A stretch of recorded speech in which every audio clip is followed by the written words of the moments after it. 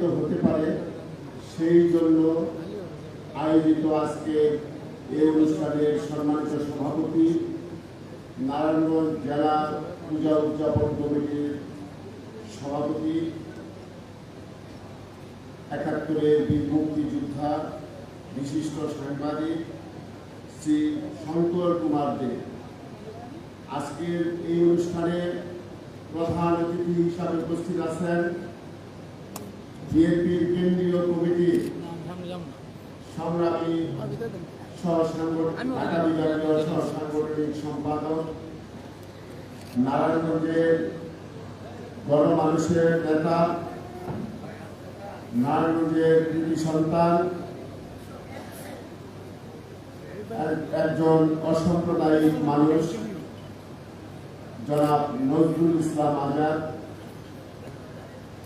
আজকের এই অনুষ্ঠানে বিশেষ অতিথি হিসাবে উপস্থিত আরেকজন অসাম্প্রদায়িক মানুষ, নারায়ণগঞ্জ মহানগর বিএনপি বিপ্লবী সদস্য সচিব, কারা নির্যাতিত নেতা অ্যাডভোকেট আবু আলী সুলতান টিপু, আমাদের মাঝে আরো যারা উপস্থিত আছেন, ইতিপূর্বে বক্তব্য রেখেছেন অনেক বক্তা, তার মধ্যে নারায়ণগঞ্জের জামাত ইসলামী সাবেক আমির মাওলানা মঈনুদ্দিন আহমেদ এবং ইসলামী আন্দোলন নারায়ণগঞ্জের মহানগরীর সভাপতি জনাব মাসুম বিল্লাহ, মুফতি মাসুম বিল্লাহ, আজকের এই অনুষ্ঠানে বিশেষ অতিথি হিসেবে উপস্থিত আমাদের শুধু হিন্দু সম্প্রদায় নয়, নারায়ণগঞ্জের অত্যন্ত মুরব্বী এবং দীর্ঘদিন যাবৎ এই নারায়ণগঞ্জের ব্যবসা বাণিজ্যের ক্ষেত্রে এবং নারায়ণগঞ্জের বিভিন্ন ক্ষেত্রে যারা অপরিসীম দক্ষতার পরিচয় দিয়ে নেতৃত্ব দিয়েছেন, সেই নেতা বিশিষ্ট ব্যবসায়ী, নারায়ণগঞ্জ স্নান উদযাপন কমিটির কেন্দ্রীয় কমিটির সভাপতি শ্রী সরোজ কুমার সাহা এবং বাংলাদেশ পূজা উদযাপন পরিষদ নারায়ণগঞ্জ জেলার উপদেষ্টা বিশিষ্ট ব্যবসায়ী শ্রী প্রবীর কুমার সাহা এবং আমাদের মাঝে উপস্থিত আরেকজন হিন্দু ধর্মের সাবেক ট্রাস্টি, হিন্দু ধর্ম কল্যাণ ট্রাস্ট নারায়ণগঞ্জের এবং বিশিষ্ট ব্যবসায়ী শ্রী পরিতোষ কান্তি সাহা এবং নারায়ণগঞ্জ শ্রমিক সব কমিটির সাধারণ সম্পাদক শ্রী তাপস কর্মকার এবং শ্রী সুজিত কুমার সাহা, বিষ্ণু পদ সাহা, শ্রী সুশীল দাস এবং যার কথা না বললেই নয়, যিনি আমার অত্যন্ত পরম বন্ধু, যিনি প্রায় 40 বছর যাবৎ আমার সাথে সম্পর্ক, যাকে যিনি আমি একজন অত্যন্ত দক্ষ মানুষ হিসাবে চিনি, যিনি এই পূজা উদযাপন সহ হিন্দু ধর্মাবলম্বীদের আপদে বিপদে এবং বিভিন্ন কাজে কর্মে যিনি অগ্রণী ভূমিকা পালন করেন, আজকের এই অনুষ্ঠানের সঞ্চালক এবং পূজা উদযাপন কমিটি নারায়ণগঞ্জ জেলার সাধারণ সম্পাদক শিপন সরকার এবং সামনে উপস্থিত সুধীবৃন্দ, সনাতন ধর্মাবলম্বী পূজারী ভাই বোনেরা, আসসালামু আলাইকুম, শ্রেণীমত আদাব। আমি বক্তব্য একটা বিষয়ের উপরে গুরুত্ব দিব, সেটা হলো হিন্দু ধর্ম যারা পালন করেন তারা অত্যন্ত শান্তিপ্রিয় লোক, তারা সবসময় শান্তিতে এই দেশে বসবাস করতে চায়। তারা চায় তাদের মান সম্মান নিয়ে তাদের ব্যবসা বাণিজ্য, তাদের বাড়িঘর এবং তাদের ধর্মীয় সকল স্থাপনা যাতে সুন্দর মতো পরিচালিত হয় এবং সুন্দরভাবে থাকতে পারে, সেটা তারা এই বাংলাদেশের কাছে, বাংলাদেশের সরকারের কাছে এবং অন্যান্য ধর্মাবলম্বীদের কাছে সেটাই আসত। আমি বাংলাদেশের একটি প্রধান রাজনৈতিক দল বিএনপি নারায়ণগঞ্জ মহানগরীর আহ্বায়ক হিসাবে নারায়ণগঞ্জ মহানগরী সহ নারায়ণগঞ্জ জেলার যে সকল হিন্দু ভাইরা আছেন তাদেরকে আশ্বস্ত করতে চাই।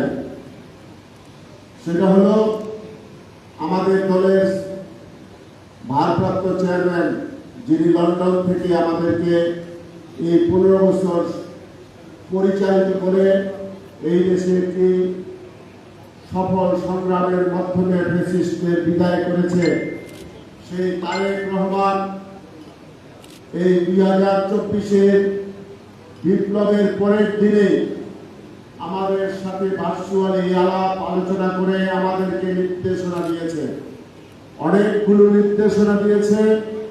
সেই নির্দেশনার মধ্যে প্রধান নির্দেশনা হলো যে বাংলাদেশে হিন্দু ধর্মাবলম্বী, বৌদ্ধ, খ্রিস্টান যারা আছে তারা যাতে বাংলাদেশে তারা কোনো ধরনের হয়রানি বা নির্যাতনের শিকার না হয়, সেটা দায় দায়িত্ব বিএনপিকে দিতে হবে একটি অন্যতম রাজনৈতিক দল হিসাবে।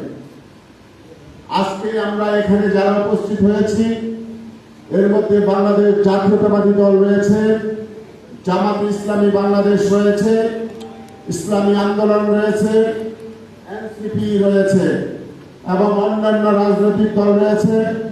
আমরা কিন্তু সবাই ঐক্যবদ্ধ, আমরা এই প্রশ্নে সবাই ঐক্যবদ্ধ আছি। আমরা শুধু আপনাদেরকে আশ্বস্ত করতে চাই যে আপনারা আপনাদের এই ধর্ম পালনের ক্ষেত্রে নয়, শুধু সকল ক্ষেত্রে আমাদেরকে সব সময় আপনাদের পাশে পাবেন। আমরা আপনাদের রাজনৈতিক দল হিসাবে, রাজনৈতিক দলের একজন কর্মী হিসাবে আপনাদের পাশে থাকতে পারলে আমরা নিজেদেরকে ধন্য মনে করব। একটা বিষয় আমরা বিশ্বাস করি যে ধর্ম মানুষের কল্যাণের জন্য। যুগে যুগে যে ধর্ম এসেছে প্রত্যেকটা ধর্মেই কিন্তু মানুষের কল্যাণের কথা বলেছে। কোন ধর্মেই অন্য ধর্মের প্রতি নির্যাতন, জুলুম, অত্যাচারের কথা বলে নাই।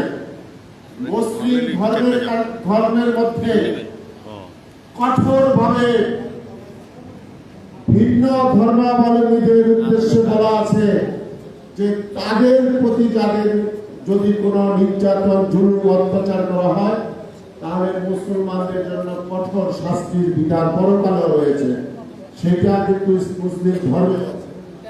সুতরাং বাংলাদেশে হিন্দু ধর্মাবলম্বী ভাইদেরকে একটা কথাই আমি বলতে চাই, আপনারা এই কথাটা কোনোদিন আর মুখে নেবেন না যে আপনারা সংখ্যালঘু। আপনারা বাংলাদেশের নাগরিক, বাংলাদেশের সংবিধানে আমার যে অধিকার একজন হিন্দু ধর্মাবলম্বী যিনি গতকাল জন্ম নিয়েছে তার একই অধিকার। বাংলাদেশের প্রশাসন, পুলিশ প্রশাসন সহ সিভিল প্রশাসন আপনাদের নিরাপত্তা দিতে বাধ্য বাংলাদেশের আইন অনুযায়ী। আমরা যারা রাজনীতি করি আমরাও আপনাদের পাশে আছি। এই সামনে যে দুর্গাপূজা, এই দুর্গাপূজায় সকল সময়ে আমার মহানগর বিএনপিকে আপনাদের পাশে পাবেন, জামাত ইসলামীকে আপনাদের পাশে পাবেন, ইসলামী আন্দোলনকে আপনাদের পাশে পাবেন, এনসিপিকেও আপনাদের পাশে পাবেন ইনশাআল্লাহ। তবে একটা কথা অনেক বক্তা বলে গেছেন যে বাংলাদেশের বর্তমানে যে সুশৃঙ্খল একটা পরিস্থিতি বিদ্যমান, সেই পরিস্থিতিকে প্রশ্নবিদ্ধ করার জন্য, অন্তর্বর্তীকালীনকে প্রশ্নবিদ্ধ করার জন্য হয়তো পিছন দিক থেকে কোনো ষড়যন্ত্র হতে পারে। সেই ষড়যন্ত্র সম্পর্কে আমরা যারা রাজনৈতিক দল আছি আমরা সজাগ রয়েছি, আমরা কঠোর রয়েছি, আমরা সেটা প্রতিরোধ করব ইনশাল্লাহ। প্রশাসন এই ব্যাপারে কঠোর রয়েছে। একটা ব্যাপারে আপনারা এখানে আমাদেরকে বলেছেন, সেটা হলো লক্ষ্মী নারায়ণ কটন মিল পূজা মণ্ডপ। এই ব্যাপারে ইতিপূর্বে আমি এবং আমার সদস্য সচিব এবং আপনাদের এই পূজা উদযাপন কমিটির শিখন সরকার এবং শঙ্কর দাস সহ আমরা জেলা প্রশাসন পুলিশ প্রশাসনের সাথে কথা বলেছি। তারা একটি কমিটি করেছে, সেটা যাচাই বাছাই করে আমরা ওই লক্ষ্মী নারায়ণ, গতবারও আমি নিজে গিয়েছি কয়েকবার, এইবার প্রয়োজন হলে নিজের রক্ত দিয়ে হলেও ওই লক্ষ্মী নারায়ণ যে কটন মিলের যে ইয়ে আছে পূজা মণ্ডপ আছে সেটা ইনশাল্লাহ ওখানে হবে এবং সেটার ক্ষেত্রে যারা বাধা দিবে তাদেরকে জাতীয় শত্রু হিসাবে গণ্য করা হবে। আমরা বলতে চাই আপনারা নির্দ্বিধায় নির্বিঘ্নে এই বাংলাদেশে যে যার ধর্ম পালন করবেন, সনাতন ধর্মাবলম্বীরা তাদের ধর্ম পালন করবে। আগামী যে পূজা শারদীয় দুর্গা উৎসব অন্যান্য বছরের থেকে এই বছর সবচেয়ে জাঁকজমকপূর্ণ ভাবে হবে, সেটাই আমরা দেখতে চাই। সেটাই যদি হয় তাই আমরাই বেশি খুশি হব ইনশাল্লাহ। আমরা শুধু একটা কথাই আপনাদের বলতে চাই যে আপনারা কোনো সময় নিজেদেরকে দুর্বল ভাববেন না। আপনারা শক্তি সাহস নিয়ে আপনারা আপনাদের ধর্মীয় উৎসব সহ সকল কার্যক্রম বাংলাদেশের নাগরিক হিসেবে আপনারা পালন করবেন। আমরা আপনাদের পাশে আছি এই কথা বলে আপনাদেরকে ধন্যবাদ জানিয়ে আমার বক্তব্য